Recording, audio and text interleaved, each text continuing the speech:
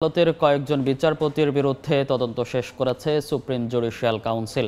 তদন্ত শেষ হওয়া বিচারপতিদের তথ্যাবলী ও তাদের নিয়ে সুপ্রিম জুডিশিয়াল কাউন্সিলের সুপারিশ রাষ্ট্রপতির কাছে পাঠানো হয়েছে।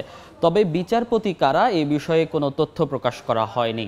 এর আগে 4 ডিসেম্বর সুপ্রিম কোর্টের আরেক বিজ্ঞপ্তিতে জানানো হয়, কয়েকজন বিচারপতির বিরুদ্ধে অসৎ আচরণের অভিযোগ সংক্রান্ত প্রাথমিক তদন্ত করছে সুপ্রিম জুডিশিয়াল কাউন্সিল এবং এই তদন্তের অগ্রগতি হয়েছে। সুপ্রিম কোর্ট প্রাঙ্গণে গত 16 অক্টোবর বৈষম্য বিরোধী ছাত্রদের অবস্থান ও বিক্ষোভের সময় পতিত আওয়ামী লীগ সরকারের দোসর বিচারকদের পদত্যাগের দাবি তোলা হয়। ওই দিন হাইকোর্ট বিভাগের 12 বিচারককে বেঞ্চ না দেওয়ার সিদ্ধান্তের কথা জানায় সুপ্রিম কোর্ট প্রশাসন। আর 5 বছরের বেশি সময় আগে অসৎ আচরণের অভিযোগ ওঠা 3 বিচারক গত 19 নভেম্বর পদত্যাগ করেন। এই মুহূর্তে সুপ্রিম কোর্ট প্রাঙ্গণে আছেন সহকর্মী আফজাল হোসেন, সরাসরি যুক্ত হচ্ছি তার সঙ্গে।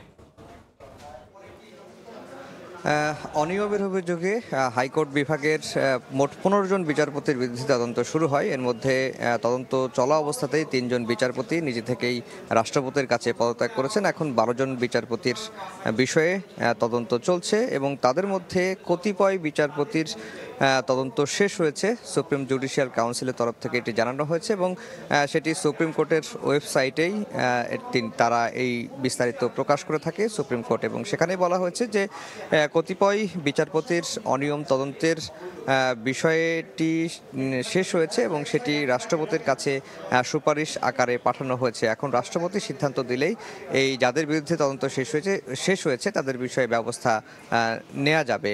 আর যদি বলে রাখি যে এই 5 আগস্টের পট পরিবর্তনের পরেই বেশ কয়েকজন বিচারপতির বিরুদ্ধেই কিন্তু অনিয়মের অভিযোগ ওঠে এবং তারা দলীয় ক্যাডারের মতো, অর্থাৎ আওয়ামী লীগের বিচারপতির মতো রাজনৈতিক নেতাদের মতোই কাজ করেছেন, এমনটি অভিযোগ আমরা দেখেছি। এবং 5 আগস্টের পরে বৈষম্য বিরোধী ছাত্র আন্দোলনের মুখে পদত্যাগ করতে বাধ্য হন তৎকালীন প্রধান বিচারপতি ওবায়দুল হাসান সহ আপিল বিভাগের 6 বিচারপতি। এবং এরপরই আমরা দেখেছি যে হাইকোর্টের যারা দলদাস বিচারপতি আছেন, যাদের বিরুদ্ধে নানা রকম অনিয়মের অভিযোগ রয়েছে, তাদের পদত্যাগের দাবিতেও কিন্তু হাইকোর্টে বিক্ষোভ হয়েছে এবং বিক্ষোভের মুখেই 12 জন বিচারপতিকে তাৎক্ষণিকভাবে ছুটিতে পাঠানো হয় এবং এরপরেই কিন্তু সিদ্ধান্ত হয় যে সুপ্রিম জুডিশিয়াল কাউন্সিল পুনর্গঠন হলে তাদের বিষয়ে তদন্ত করে ব্যবস্থা নেওয়ার যাবে, এমনটি কিন্তু সুপ্রিম কোর্টের তরফ থেকে জানানো হয়েছিল।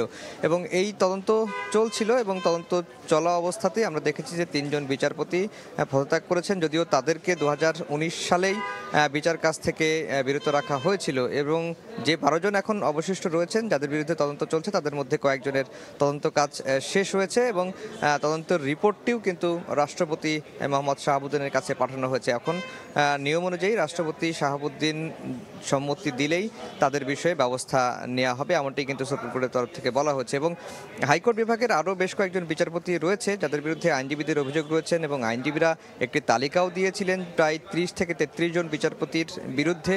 এর মধ্যে থেকেই সুপ্রিম জুডিশিয়াল কাউন্সিলে এবং সুপ্রিম কোর্টের তরফ থেকে 12 জন বিচারপতিকে বিচার কাজ থেকে বিরত রাখা হয়েছে। এবং এরপরে আমরা দেখেছি যে এই বিচারক শূন্যতা কাটাতে একযোগে 23 জন বিচারপতির কিন্তু নিয়োগ দেওয়া হয়েছিল এবং আইনজীবীদের মধ্যে এখনও কিন্তু ক্ষোভটা রয়ে গেছে যে শুধুমাত্র 12 জনই নয়, এর বাইরে আরও বেশ কয়েকজন বিচারপতি রয়েছে, তাদের ভূমিকা বিতর্কিত ছিল এবং তারা ন্যায় বিচার করেননি এবং তারা আওয়ামী লীগের সিদ্ধান্ত বা আওয়ামী লীগের সরকার সে সময়ে শেখ হাসিনার সরকারের সিদ্ধান্তই বাস্তবায়ন করে গেছেন। সেই সব বিচারপতিদেরকেও কিন্তু ব্যবস্থা নিতে হবে।